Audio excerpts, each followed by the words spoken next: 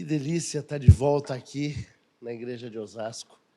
Faz bastante tempo. Quero saudar a igreja com a graça e com a paz de Cristo Jesus. Quando a gente fala sobre graça, às vezes a gente tem a tendência de ficar um pouco sem graça. A última vez que eu vim aqui, eu não tinha cabelo, né?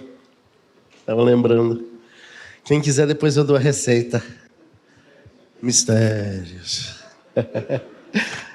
Não, mas eu acho que eu fico mais bonito assim. É um pouco da qualidade estética do Capitão Caverna. Talvez alguém vá lembrar. Mas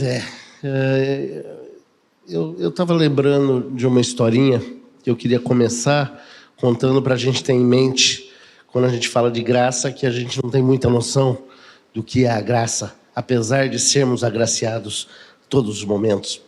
Mas conta a história de uma certa senhorita que, se preparando para ir para a igreja, estava lá na frente do espelho, passando a maquiagem. As irmãs sabem o que é esse momento. E chegou o sobrinho, e criança tem uma ingenuidade perene. E ela chegou e falou: tia, o que você está fazendo? Eu falei: eu estou pondo maquiagem. E para quê, tia? Porque a tia quer ficar bonita para ir para a igreja, para talvez algum dos rapazes lá notarem. E a criancinha perguntou na mais inocente das intenções: e tia, que hora que vai funcionar? E parece engraçado, e meus irmãos, eu não sou piadeiro, a intenção não é fazer riso, mas muitas vezes a gente tem frequentado a igreja durante uma vida toda, a gente tem tido um relacionamento com o Senhor durante uma vida toda, e raramente entendemos a respeito da diferença que Deus faz na nossa vida. Se a gente for questionando, Deus o abençoe ricamente. Se a gente prestar atenção e bem intencionado, vira e mexe, nós vamos estar numa situação onde a gente não vai conseguir ver beleza em nenhum lugar. Conta a história de duas crianças que passaram por uma experiência também, de um certo psicólogo russo, alemão, sabe, desses inteligentes, que botaram duas crianças dentro de uma sala com esterco até a metade. Tem alguém aqui que foi criado na roça? Dois. O primeiro menino caiu no choro. E ele chorava e ele olhava e falava: qual o problema, bem? Lá na roça a gente chama os outros de bem, né? E ele falava assim: tá com mau cheiro, tá tudo tomado aqui por esterco. O segundo foi jogado lá dentro e ele começou a pular e cavocar. Falou assim: por que você está tão contente? Ele falou: olha, com tanto esterco aqui, deve ter um pônei em algum lugar.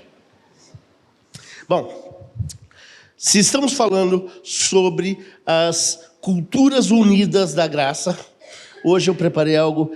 Hoje não, essa semana. Aliás, algumas semanas, né? O presbítero Cláudio vem me mandando recado toda hora. É bom. E eu vim com esse título para a minha exposição, que é A Beleza da Missão. A unidade dos crentes. Abram suas Bíblias no Salmo 133. E eu trouxe impresso no papel, porque para mim fica um pouco mais fácil ler na minha impressão, mas é na versão Almeida.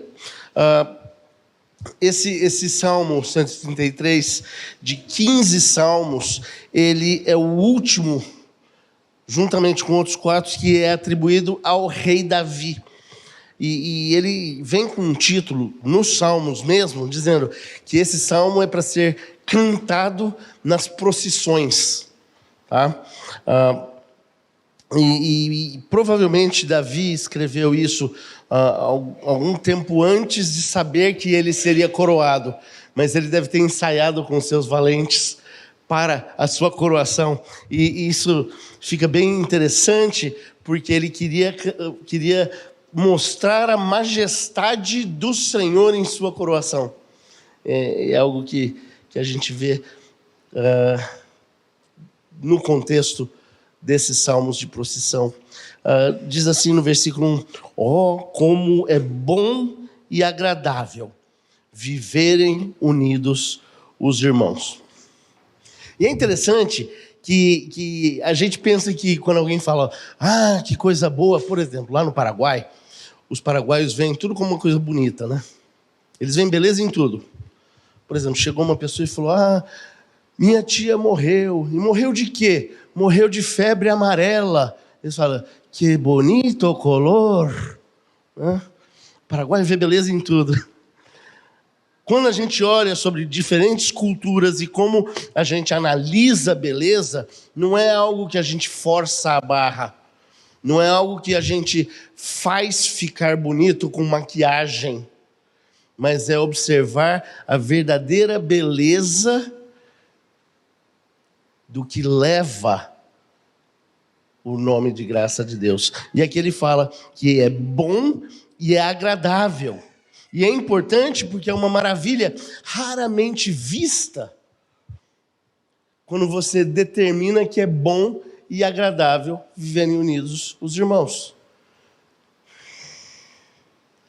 E é gostoso cantar isso de vez em quando. Tem até uma canção antiga, né? Quão bom e quão maravilhoso. Lembra dela? Mas o que eu pergunto é, como é que isso funciona de verdade no coração da igreja? É bom porque reflete o propósito de Deus, de uma unidade. Jesus orou por isso. Tá?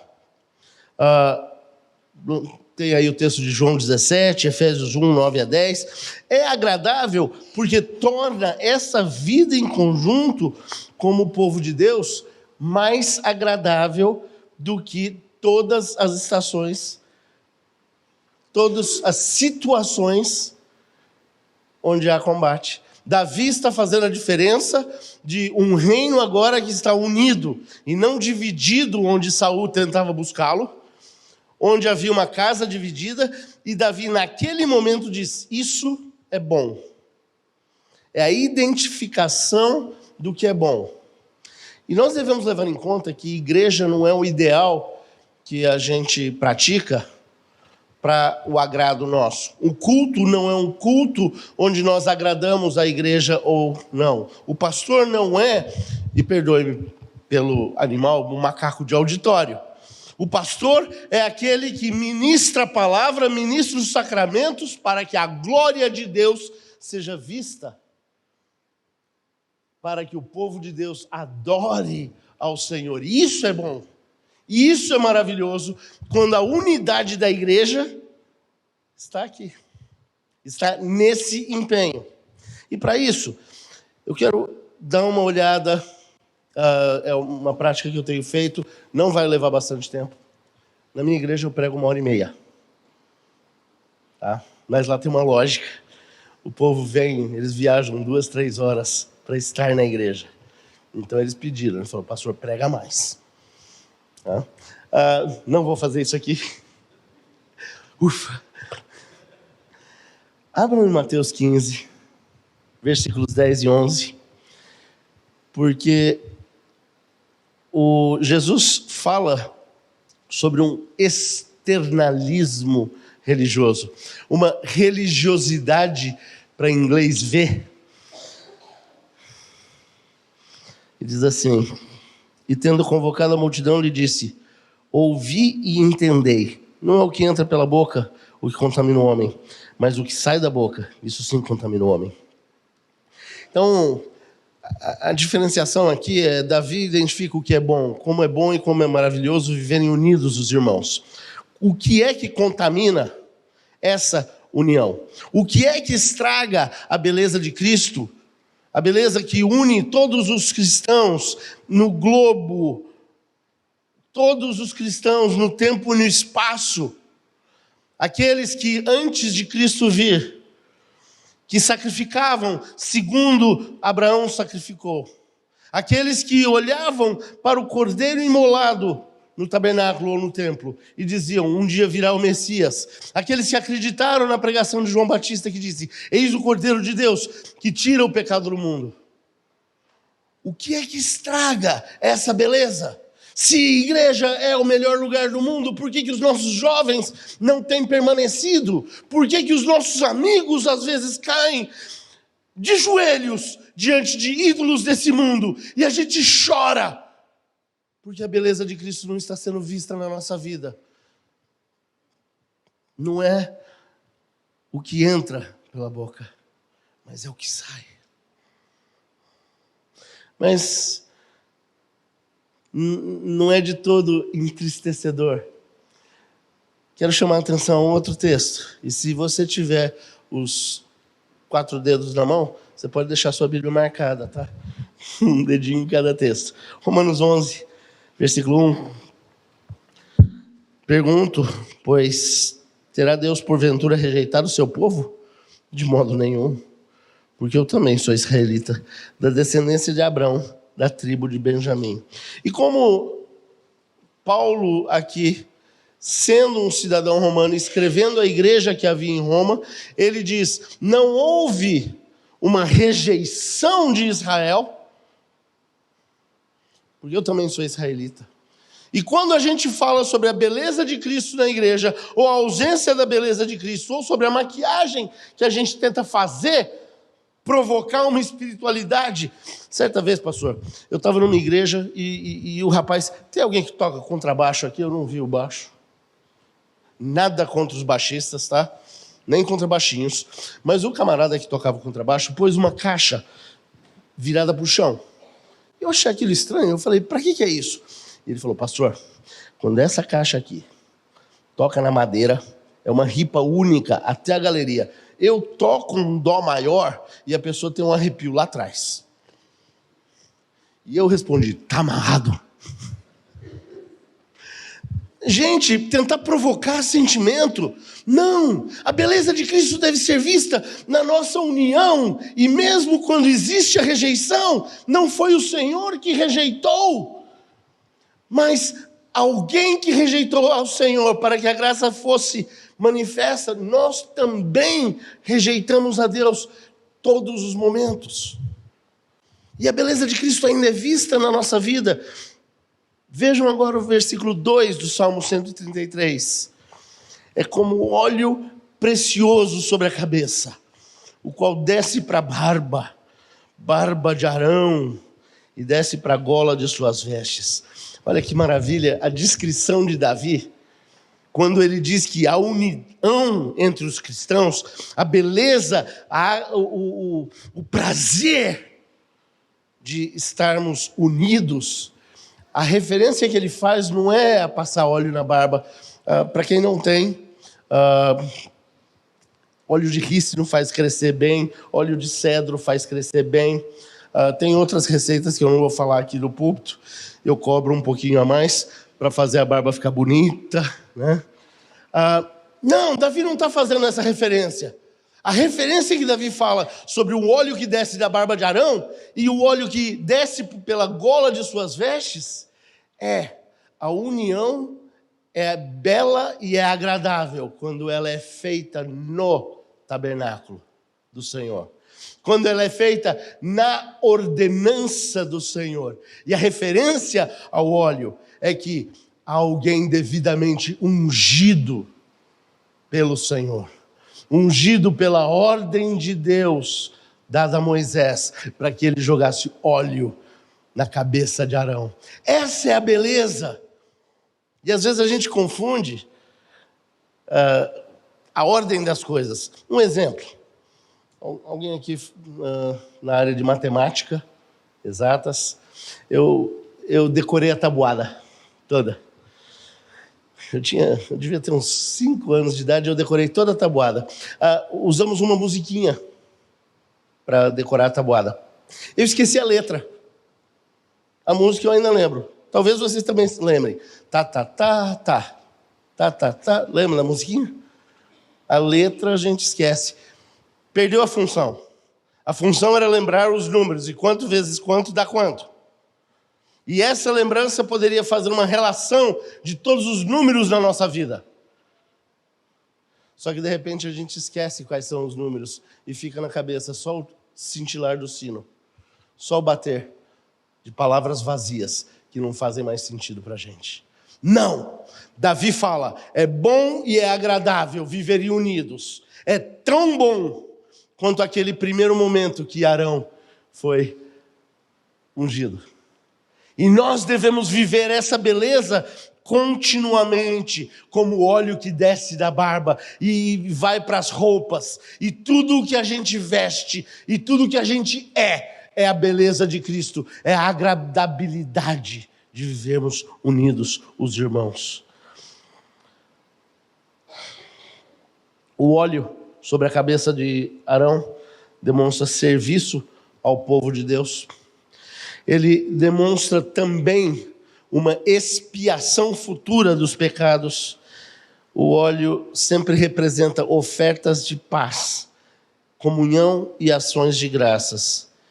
E o óleo sempre mostra um ministério compassivo de Deus. Por exemplo, Tiago fala, se tiver alguém doente, chame os presbíteros e esses façam unção com óleo.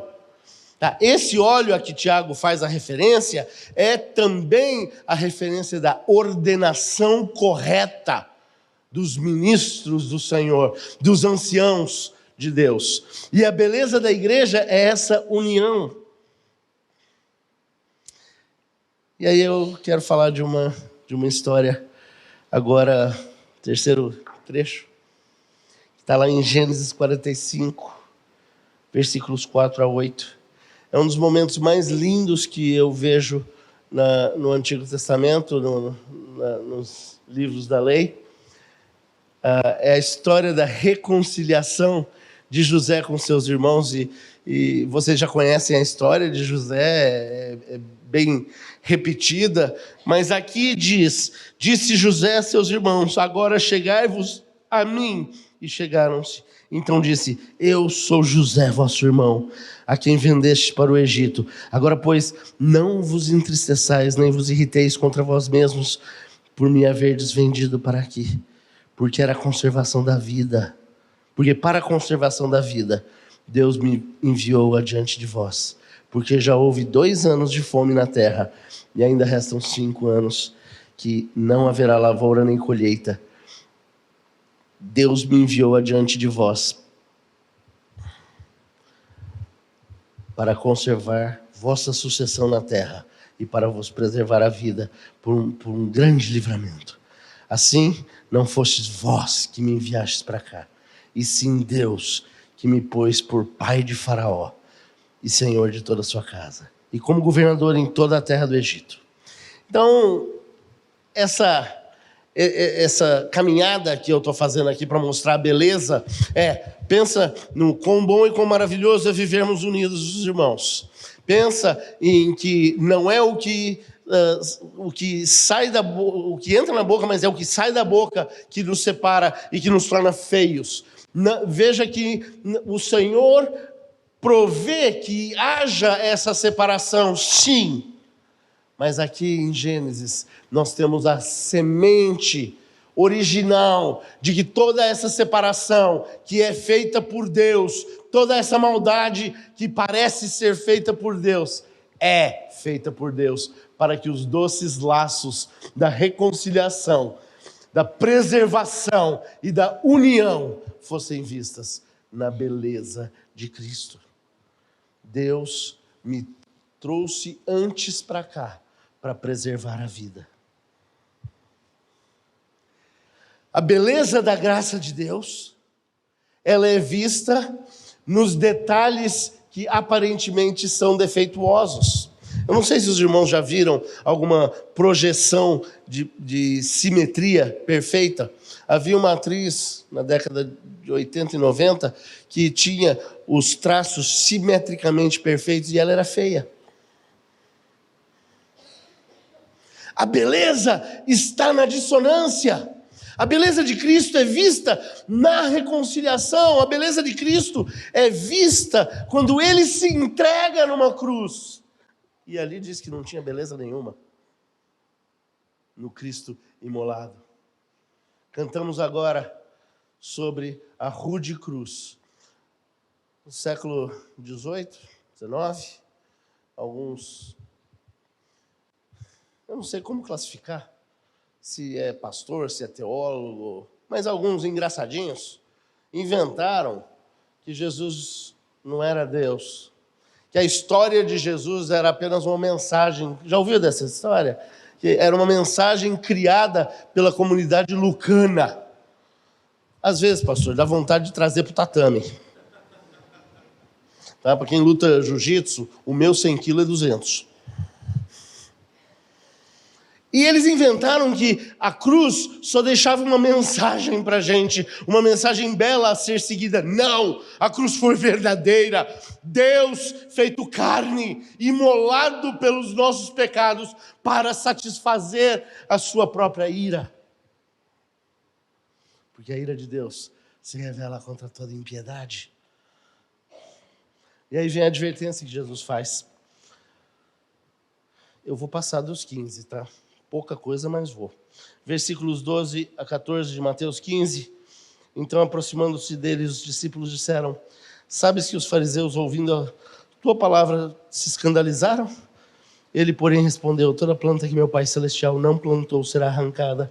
Deixai-os, são cegos, guias de cegos. Ora, se um cego guiar outro cego, cairão ambos no barranco. E aí nós temos, com simplicidade e profundidade, a sabedoria dos céus que vem e nos adverte que aquilo que não é plantado pelo Pai irá cair. Se há algo que nos faz feios, que não foi plantado pelo Pai, irá cair. Essa é uma garantia. E essa é uma segurança. Outro dia alguém chegou para mim e falou: olha, aquela palavra que você pregou outro dia deixou o pessoal bravo. Eu falei: glória a Deus. Porque eu não espero que todos gostem. Eu ficaria triste se, de repente, 100% da igreja aceitasse o que eu falei.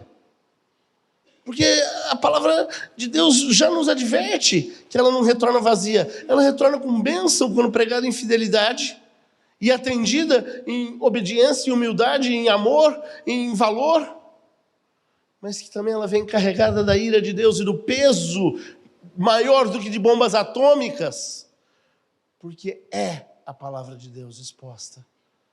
E Jesus está dizendo de uma forma simples: não se preocupe em tentar se maquiar, a maquiagem não vai fazer efeito. Preocupe-se em estarmos unidos, para que o japonês que chegar aqui e for tomar a Santa Ceia saiba exatamente o que ele está bebendo por sobre si.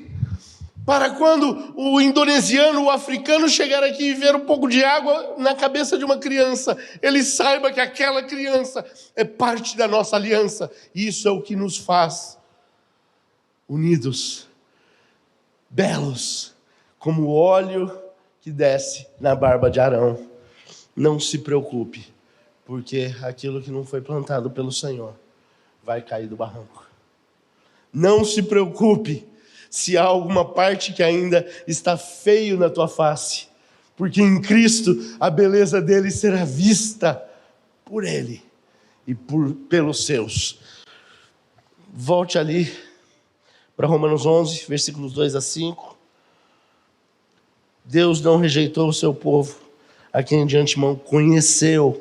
Ou não sabeis o que a Escritura refere ao espírito de Elias, como insta perante Deus contra Israel, dizendo: Senhor, mataram os teus profetas, arrasaram teus altares, só eu fiquei e procuram tirar minha vida. Que lhe disse, porém, a resposta divina: reservei para mim 7.000 homens que não dobraram os joelhos diante de Baal. Assim, pois, também agora, no tempo de hoje, sobrevive um remanescente, segundo a eleição da graça. Se eu estivesse pregando, talvez, uma assembleia, eu ia ouvir um aleluia, glória a Deus aqui. Porque isso é o que nos faz belos, isso é o que nos faz presente diante do Senhor, porque em Cristo foram reservados 7.000 que não dobraram os joelhos a Baal. O Senhor Jesus pede a Deus, como Elias pede por Israel. E às vezes a gente está chorando, às vezes a gente está reclamando a nossa tristeza, a nossa feiura, quando deveríamos celebrar a unidade de Deus na restauração da sua graça. Olha o versículo 3, você pode ver que estamos chegando no fim. É como o orvalho do Hermon, que desce sobre os montes de Sião. Ali ordena o Senhor a sua bênção e a vida para sempre. Quando criança, a gente ia para a igreja ou para as igrejas, em viagens, e papai e mamãe, meu pai também é pastor, quer dizer, eu devo dizer que eu também sou pastor, né? Mas íamos cantando, e cantando. Eu não sei quantos irmãos lembram dos corinhos. Corinho é das antigas. A gente ia cantando, e quando eu leio esse Salmo 133, eu fico pensando em como as famílias iam cantando numa procissão para chegar ao templo. E se foi uma coroação, e se depois do tempo de Salomão, ali as famílias vinham para celebrar as festas do Senhor, eles vinham cantando isso. Como é bom e como é maravilhoso. Gente, primeiro que hoje cada um vai no seu carro, cada um vai no ônibus, ou vai no trem, ou vai em algum jeito, e não tem essa conversa. Liga o som ou liga o celular e perdem essa comunhão.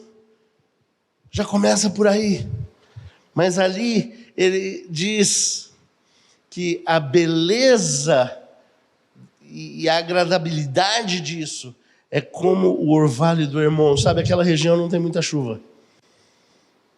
Não ao leste do Hermon, quando desce para Jerusalém. E o que alimenta toda a agricultura ali é o orvalho que desce do Hermon e transforma em cachoeiras, em corredeiras. E uma das coisas que nós precisamos entender é que a beleza e a agradabilidade e a benignidade de estarmos unidos como irmãos, ela, além de ser ordenada como o óleo que desce da barba de Arão, ela é o que nos alimenta como as torrentes do Neguev, mas no orvalho do Hermon que desce nas montanhas.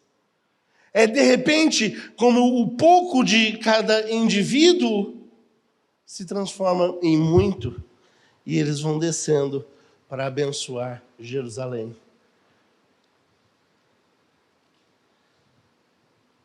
Olha como que termina a história de José, versículos 9 até o 15.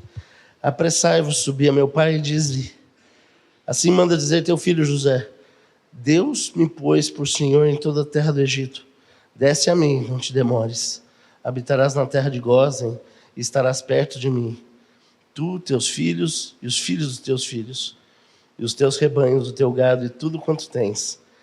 Aí te sustentarei, porque ainda haverá 5 anos de fome, para que não te empobreças. Tu e a tua casa, e tudo o que tens, eis que vede por vós mesmos, e meu irmão Benjamim vê também, que sou eu mesmo quem vos fala. Anunciai, meu pai, toda a minha glória no Egito, e tudo que tendes visto, apressai-vos e fazei descer meu pai para aqui. E lançando-se ao pescoço de Benjamim, seu irmão, chorou, e abraçado com ele, chorou também Benjamim.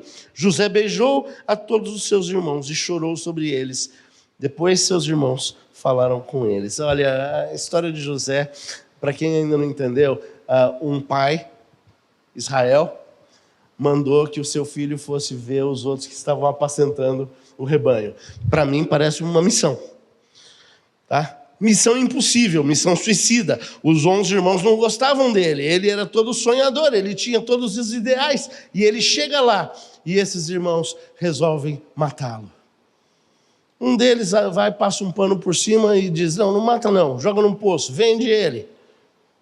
E eles achando que faziam o mal, fizeram a vontade de Deus. Esta é a história das missões, essa é a beleza da história das missões. A beleza agora que em Cristo, como um tipo de Cristo, como alguém que aponta para Cristo, José fala, foi Deus que fez, e agora diz ao meu pai tudo o que vai ser para o seu povo. Não sei não, mas me parece como um missionário do Japão vindo aqui para a igreja de Osasco e falando, olha o que Deus está fazendo através de vocês, por vocês e em vocês. Jesus diz, versículo 15 ao 20 de Mateus 15. Pedro diz, explica-nos a palavra. Jesus, porém, disse, também vós não entendeis ainda? Não compreendeis que tudo que entra pela boca desce ao ventre e depois é lançado ao lugar escuso? Jesus era inconveniente às vezes, né? Mas o que sai da boca vem do coração. E isso é o que contamina o homem. Porque do coração procedem os maus desígnios, homicídios, adultérios, prostituições, furtos, falsos testemunhos, blasfêmias. São essas as coisas que contaminam o homem. Mas o comer sem lavar as mãos não o contamina. Jesus explicou a parábola que ele tinha falado um pouco antes, quando causou toda essa questão de quem é quem. Porque quando a gente fala sobre missões, geralmente queremos impor os nossos usos e costumes. Nós queremos levar ao mundo a beleza que a gente acha que é bonito e não a beleza de Cristo. Agora, refazendo o nosso raciocínio de missões, quando missões é fazer o bom e agradável, é fazer a ordenação segundo o que o Senhor ordenou e é reter as bênçãos que são do Senhor. Aí nós entendemos essa beleza e Jesus explica que fugindo dessa beleza, nos tornamos os mais feios dos mais feios.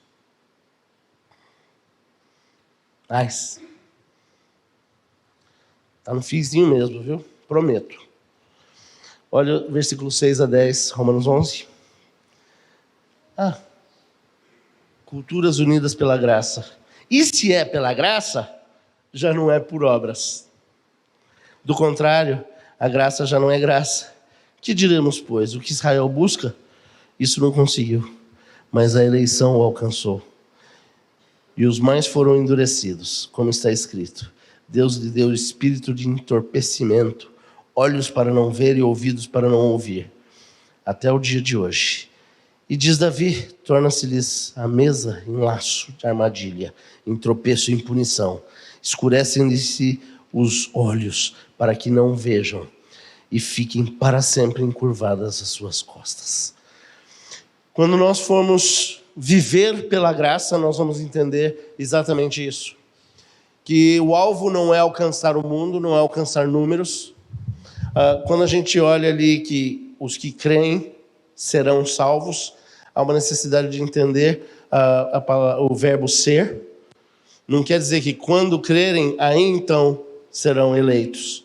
Não, os que são eleitos, um dia serão crentes.